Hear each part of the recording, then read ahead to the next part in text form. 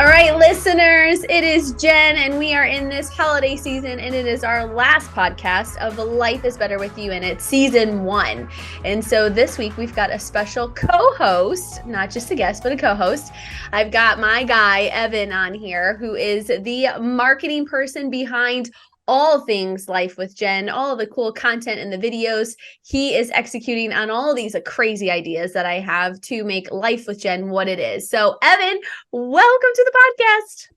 Hey, thanks. It's been a blast to follow you as you've podcasted with lots of great people, and just excited to co-host today with you. I love that. And so, listeners, we wanted to make this fun and kind of flip the script. And so I'm going to be interviewed by Evan this week about all things Life is Better With You in It, because we do believe that life is better with you in it. And we want this podcast to be something that brings you a little bit of hope, a little bit of joy. And as we close out, as we move into this holiday season, we're going to talk about this word called joy. It's such a beautiful word, right? It's on my wrapping paper right now, this beautiful word of joy and what that looks like. But Evan, take over. You interview me as we walk through this podcast. Yes, awesome. Yep, the tables are turning here on you, Jen. It's been a blast to get to listen to, I think, the 10 episodes, hundreds of listens on YouTube and Spotify. And I wondered, as we close out this season, what things stood out with you from the guests that you've had on? What are the takeaways that you've had that you think your listeners should have also? There's so many things. I feel like we talked to a lot of business owners, entrepreneurs, and then a huge group of these people who pivoted their career. And what I kind of came to find out over talking to these people on the podcast, people like Kim Stewart, Bob Goff, people like Stephanie Stuckey, they all made these career transitions, even Caroline, where they were in one role. They felt this pull to move into another position and pull into another interest. And then they just decided to do it. And so I feel like every story was different about what that career transition looked like. And as I'm in the midst of a career transition too, where I'm calling myself an author in progress, and I'm trying to deliver this content and this vibe that makes people feel at home, because I feel like there's just so much fake stuff on Fakebook, right? Facebook and Instagram, that I just want to be a real voice. I want to help people feel encouraged and just kind of like pull back the veil of like what it's like to just be like a human person who maybe wants to make a career transition and move into what it's like to do consulting for me versus just recruiting, and how do people do that. And so I guess that was one of my biggest takeaways, is that every time I talk to someone, I'd like end the recording and go, I was just another person who made a career transition, and that's how they landed in the role. Will they be in that role full term? I don't know, but I think it's awesome for listeners to be able to see, especially if they're at that phase of their life. And I think even now more so than ever, people aren't at jobs for 30 years. And we spend a lot of our time of our lives in a career or in a job. And what does that look like to live it well done? And so I've been thinking about that as a takeaway for listeners, that they've got something good to pull from everybody. One of the things too I think about was when I podcasted the first one with Bob. And Bob talks about this whole dynamic of like quitting a job and like, what does that actually look like? And I don't think it's always as simple as just being able to quit. It's just not that simple. But what does that look like for you to kind of pursue a passion and pursue something that is a yes for you? I think another takeaway too is talking about intuition with Dr. Ryan Hanna and what it's like to follow your intuition. And so that really leads into that career transition too, of like, how do you follow that inner knowing of things and that intuition to make decisions about your work life, make decisions about your personal life. And so I think listeners got to get a gamut of things that helped in different areas, right? Like personal life, work life, because they all coexist in like your own human existence. And so what does that look like? I think those were some of my takeaways. You touched a little bit on authenticity, and certainly when it comes to marketing, I know that authenticity wins no matter where you're at. And why do you think that that was such a prominent topic throughout? I think every or just about every single person you had on touched on authenticity. What do you think that was so important, and what makes that so difficult? I think that stories are very strong. And I think that the fact that when they are telling an authentic story, people can actually relate to it. People can relate to real and stories that resonate with them because they're living this real experience, right?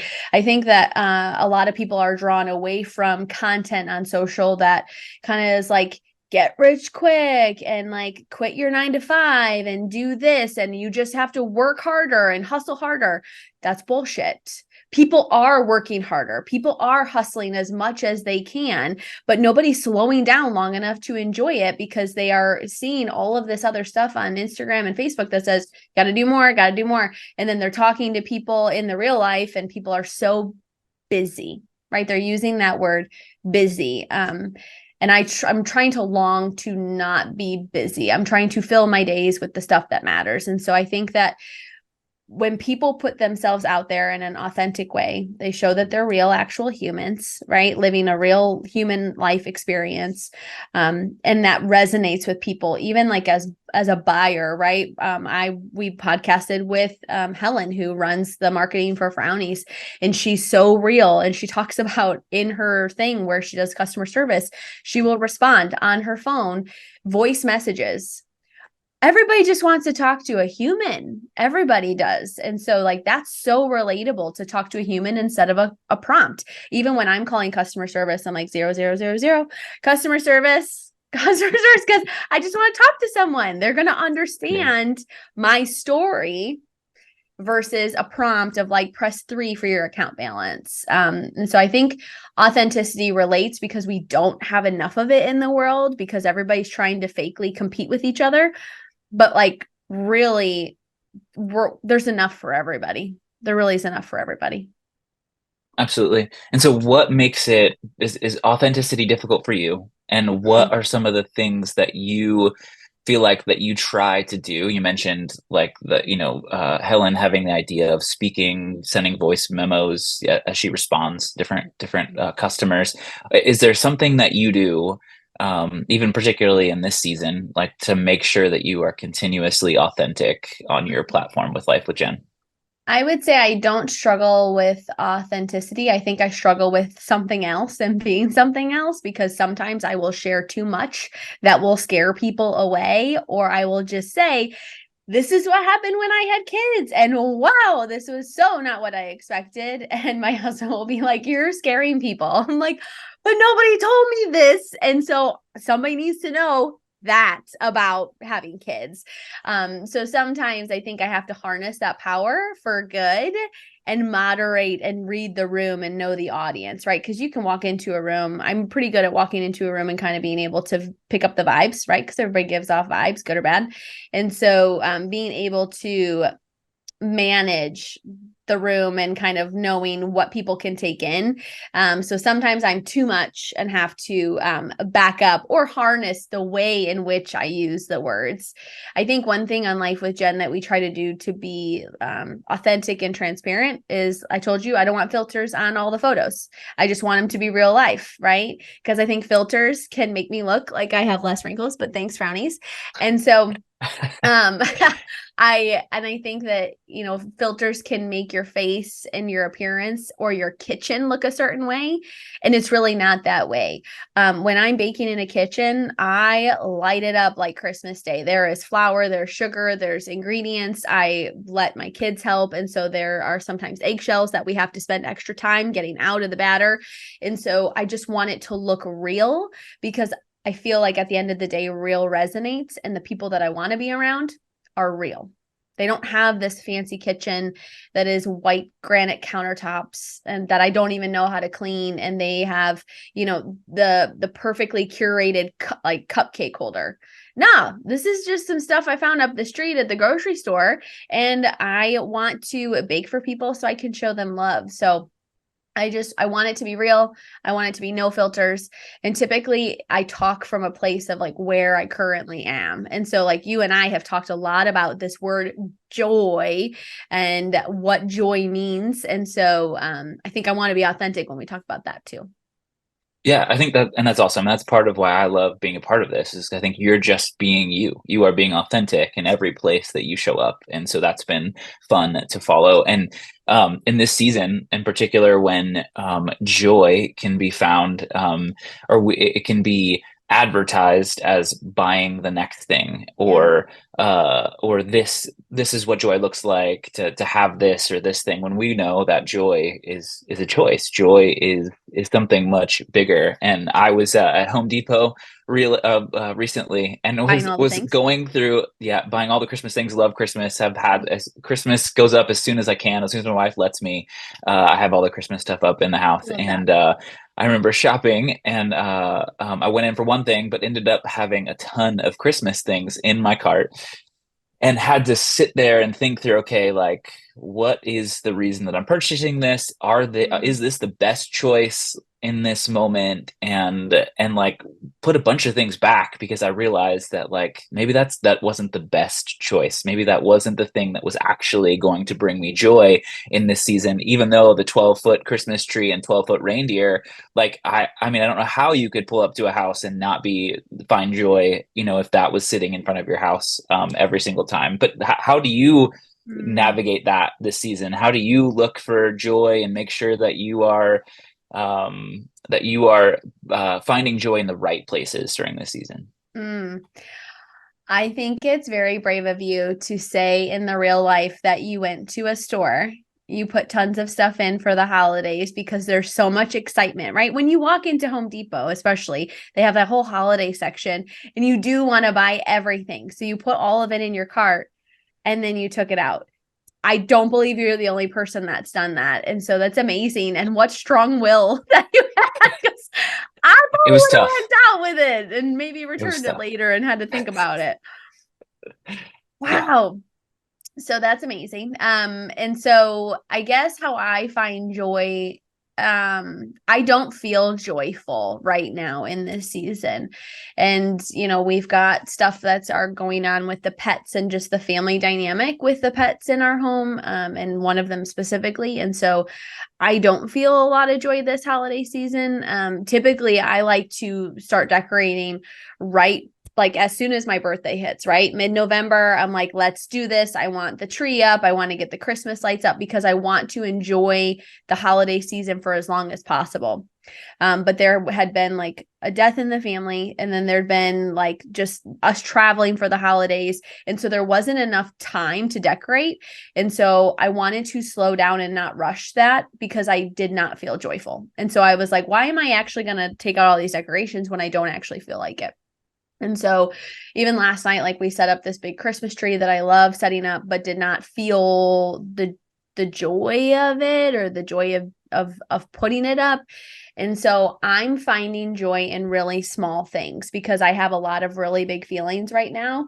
And so I'm looking to really small things. I'm looking to having a Diet Coke at 10:30 in the morning when we're recording this. I am building a Christmas list to go shopping, and I'm going to like treat myself and go by myself so I can find some quiet.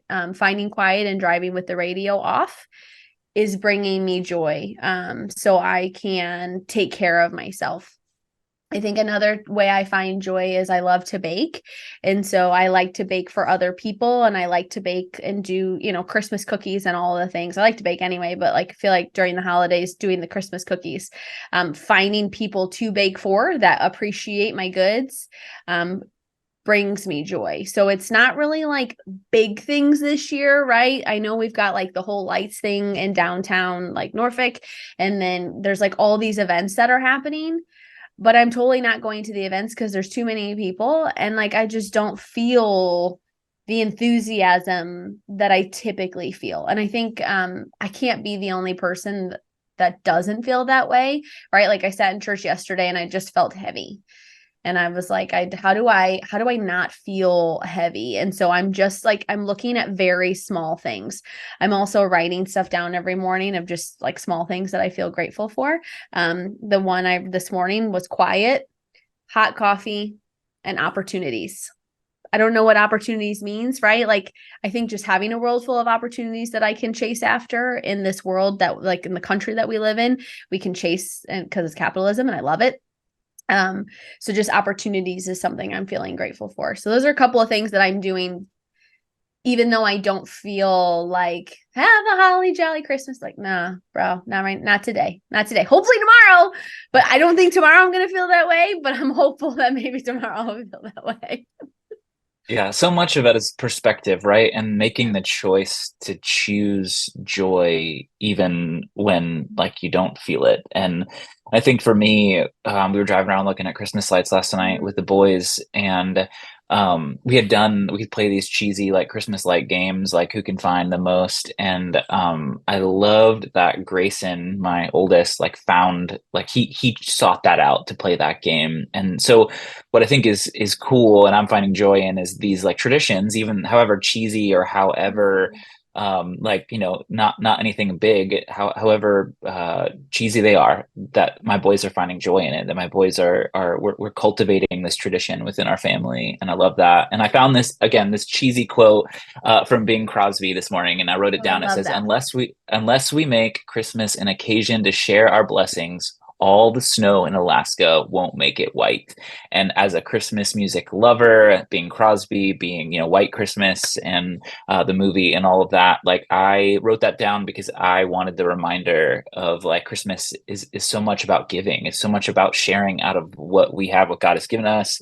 And I want to be about that this season. I want to make sure that that is where my headspace is, even though it's hard, even though their life gets in the way and I don't always nail it. When it comes to joy, I want to be seeking it out. And I think so much of joy comes from giving, and we know that, right? Like all the Christmas movies are about that giving, and but we're all human and we all struggle to make that happen, to live into that idea of giving and all that. So yeah, it's tough season.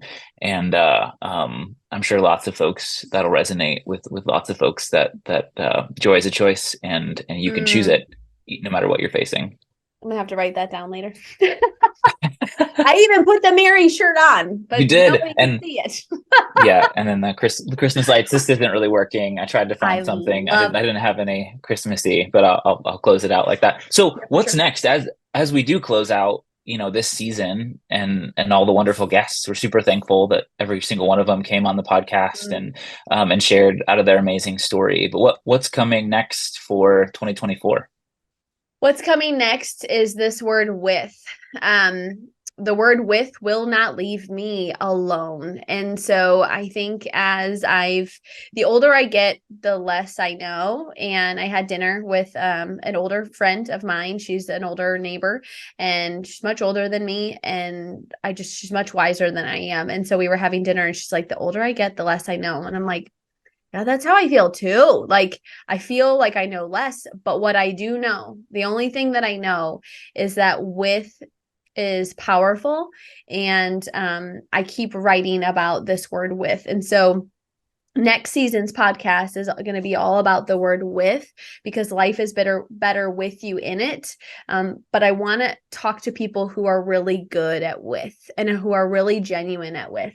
I've learned that when you are with people in their grief, in their happiness, when you are learning how to be with yourself, that can change your life and it can change your perspective on anything when you have with. So a lot of these people that are going to come on that I've invited to come on are going to talk about this word with and how it is affecting them in their corner of the world and how we can use it to be better humans. I think we're in this world and this like kind of phase and generation where we're like, live your best life and like you do you, but you do you like by yourself. And I think that we're losing sight of how to be with each other genuinely in the real life because we are like so connected to this. I also struggle with the thing called the phone. And so I think we're so actually disconnected in a world that we need more with. We need more genuine with. And that's also learning how to be with ourselves, right? Like learning how to like me be okay with me and me be at peace and have healing to be able to be a good wife, a good mom, a good human, a good volunteer, all of these things. So the word with just won't leave me alone. And so I'm pretty convinced that that's why I had to write the book. on it. And that's why I think it's a good next step for the podcast. Yeah. And so are you hinting at a book release here in 2024? Is that what I'm hearing? I hope so. I am trying to will that in and reach out to literary agents to do said book.